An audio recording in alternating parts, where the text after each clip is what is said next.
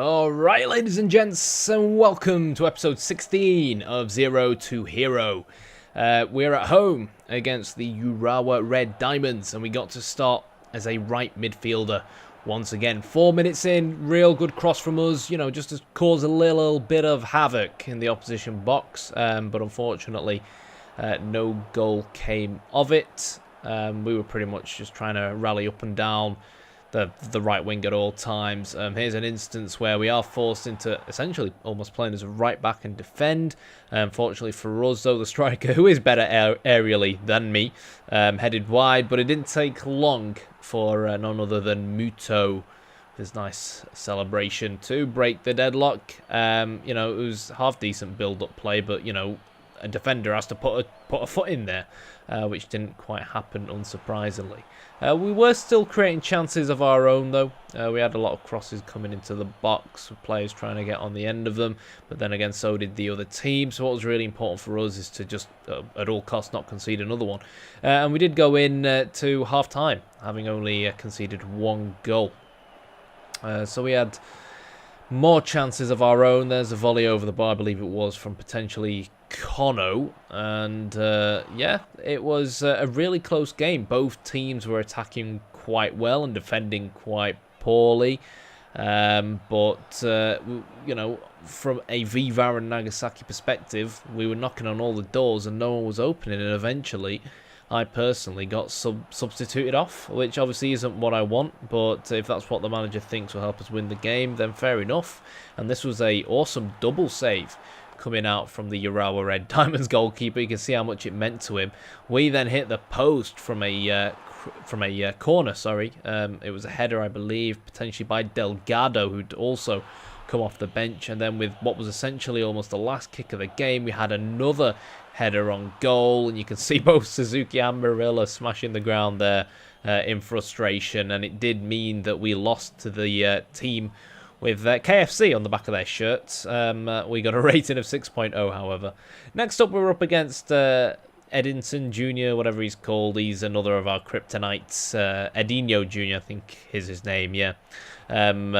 We scored in the 23rd minute. It was a good pass from me to create the chance in the first place.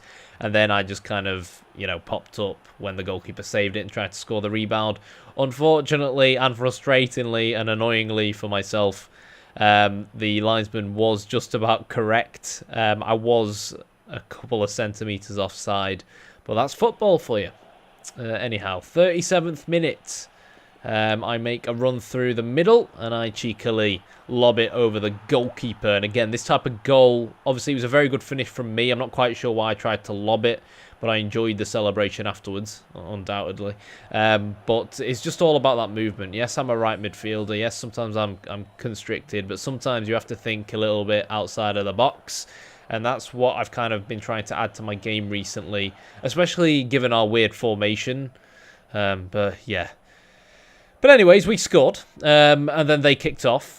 And as a result of kicking off, they then scored.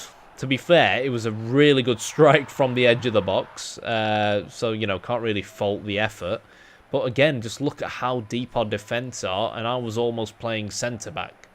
And that's just me being forced into doing that because I just don't trust my CPU teammates to really get the job done. And that's a lot of the time why I am just completely cream-crackered playing as a right midfielder.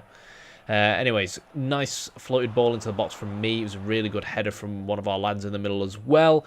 But it got saved by the goalkeeper. Then 52nd minute, even more headers on goal. It looked like I was just about going to get the deflection in at the back post, but didn't quite come to fruition. More and more headers. That was pretty much how we were creating most of our chances. And with the score at 1-1, Edinson Junior, that's the boy.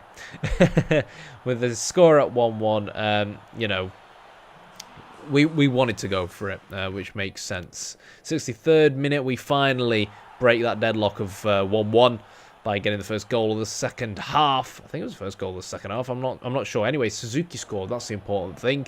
If you remember the last episode, Suzuki struggled a fair bit with his headers, so it was nice to see him actually score a header this time round. We then got tackled on the edge of the box.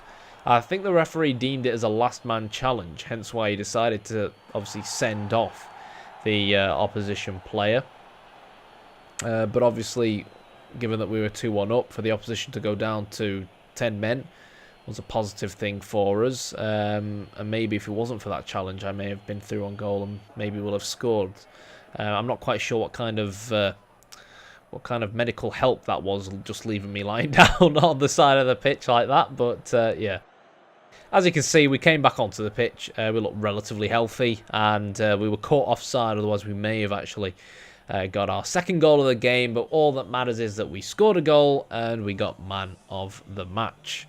And last but not least for the episode, at home against FC Tokyo, who 5 minutes in, Oliveira outmuscles our centre-back, and, well, he ain't going to miss from there, is he? And there we go. Apologies once again for the little cursor in the middle. It kind of happens, and I don't see it when recording. It happens randomly sometimes. I think I figured out how to prevent it happening 100% by me doing something with my PS4 controller that I play with. So hopefully it won't happen again in the future. Fingers crossed. It is quite annoying, though. But anyways, 19 minutes in, they doubled their lead and made it 2-0. Takahagi beat our defence somehow, playing a very, very high line despite their inability to maintain a particular speed. And yeah, all we could really do was keep on attacking down the right-hand side, keep on trying to defend. Look at that for a sliding tackle. I mean, I still think I got the ball there, but the referee gave us a yellow card. With the amount of yellow cards we've had recently, there definitely has to be a suspension coming from somewhere soon.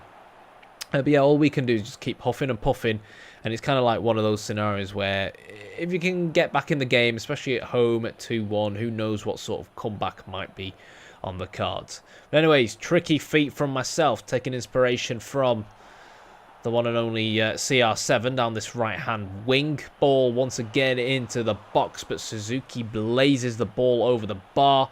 We're very fortunate here not to give away a penalty, but it does allow us to instigate a counter-attack of our own.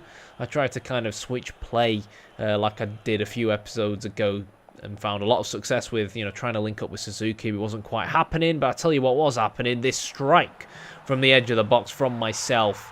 A little bit greedy maybe, spamming that kind of pass to me button. But hey, it was a really good pass in the end at the front post from a drilled cross.